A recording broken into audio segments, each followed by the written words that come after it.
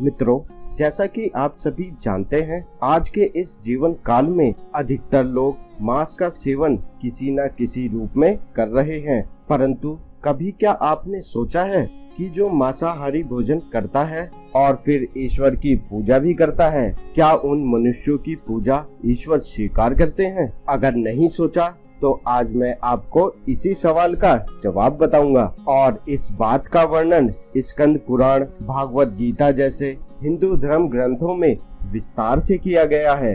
नमस्कार मित्रों, सनातन डायरी में आपका एक बार फिर से तहे दिल से स्वागत है। स्कंद पुराण काशी खंड के 3 अध्याय में बताया गया है कि जो मनुष्य मांस खाता है उसके जीवन को धिक्कार है।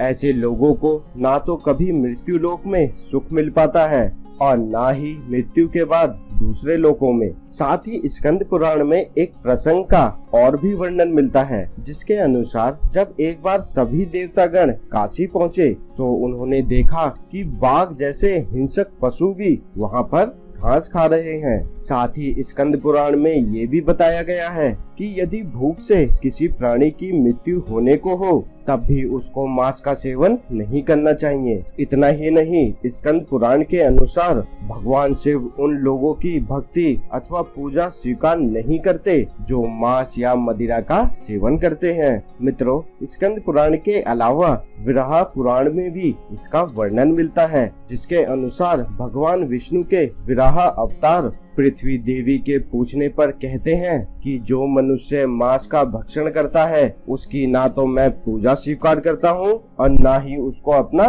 भक्त मानता हूँ। साथ ही भगवान विष्णु के वराह अवतार पृथ्वी देवी से ये भी कहते हैं कि जो मनुष्य मछली या दूसरे पशुओं के मांस का सेवन करता है, मेरे लिए उससे बड़ा अपराधी और कोई भी नहीं है। इसके अलावा गीता में भगवान श्री कृष्ण ने भी बताया है कि मनुष्यों को क्या खाना चाहिए और क्या नहीं। भगवान कृष्ण के अनुसार मांस एक तामसिक भोजन है जिसका सेवन करने से बुद्धि क्षीण होने लगती है और मनुष्य अपने इंद्रियों से नियंत्रण खो देता है। उसके बाद मनुष्य ना चाहते हुए भी कई तरह के अपराधों का भागीदार बन जाता है और फिर ऐसा मनुष्य जब मेरी पूजा करता है या फिर याद भी करता है तो मैं फिर उसके पास नहीं जाता। इसके साथ ही गीता में भगवान श्री कृष्ण कहते हैं, मांसाहार भोजन राक्षसों के लिए है, ना कि मानव जाति के लिए। गीता में भगवान श्री कृष्ण ने आहार को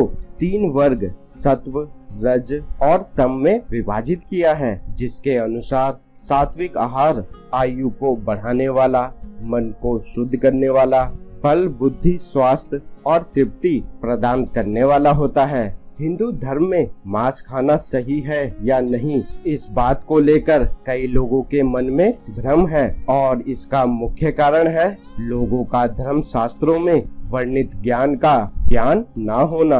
कुछ लोगों का तो ये भी मानना है कि वेद मांस भक्षण को सही बताता है, लेकिन मित्रों ये सच नहीं है। वेदों में स्पष्ट रूप से बताया गया है कि पशु हत्या अर्थात पशु की बलि पाप की श्रेणी में आता है। वेदों का सार उपनिषद और उपनिषदों का सार गीता है, जिसके अनुसार वेदों में मांस खाने के संदर्भ में स्पष्ट रूप से मना किया गया है। वेदों में बताया गया है कि जो मनुष्य किसी भी तरह के मांस का सेवन करता है, गौ माता की हत्या कर लोगों को दूध आदि से वंचित करता है, उससे बड़ा पापी इस सृष्टि में कोई भी नहीं है। यजुर्वेद में बताया गया है कि मनुष्य को परमात्मा की सभी रचनाओं का सम्मान कर अपनी आत्मा के तुल्य मानना चाहिए। अर्थात मनुष्य जैसे अपना हित चाहते हैं वैसे ही अन्यों का भी हित करना चाहिए। मित्रों, साथ ही अथर्ववेद में कहा गया है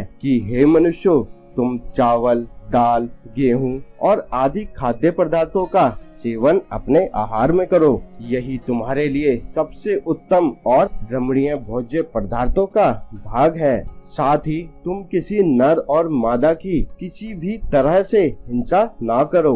वह लोग जो नर और मादा भ्रूण और अंडों के नाश से उत्पन्न हुए भोजन को कच्चा या पकाकर खाते हैं, तुम उन लोगों का विरोध करो। साथ ही साथ वहीं ऋग्वेद में भी बताया गया है, गाय जगत की माता है और उनकी सेवा में ही जगत का उद्धार है। साथ ही मनुष्य को उनके समान वाले 4 पैर वाले पशुओं की रक्षा करनी चाहिए। वहीं गरुड़ पुराण में भगवान श्री विष्णु पक्षी राज गरुड़ को एक कथा सुनाते हुए कहते हैं कि जो मनुष्य मांस का भक्षण और मदिरा का सेवन करता है तो उसकी भक्ति और पूजा कोई भी देवता स्वीकार नहीं करते और ऐसे मनुष्यों की ना ही कोई देवता मदद करते हैं। इसलिए मनुष्यों को चाहिए कि वे सात्विक भोजन करें ताकि उसे अपने जीवन काल और मृत्यु के बाद भी ईश्वर का सानिध्य मिल सके और वह सुखी पूर्वक इस लोक से परलोक की यात्रा भी कर सके।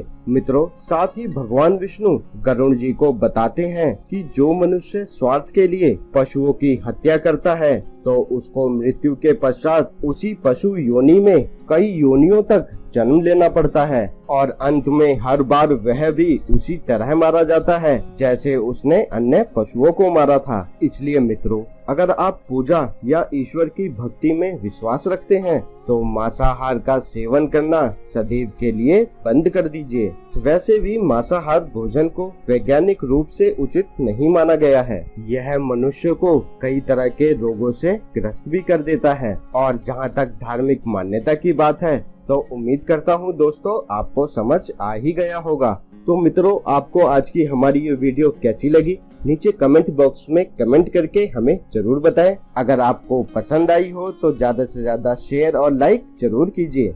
और साथ ही मित्रों, ऐसे ही पौराणिक और आध्यात्मिक जानकारी के लिए हमारे चैनल को अभी सब्सक्राइब करें। साथ ही बेल आइकन को भी प्रेस करें ताकि आपको हमारी वीडियो की जानकारी सबसे पहले मिल सके। अब हमें इजाजत दें। आपका बहुत बहुत शुक्रिया।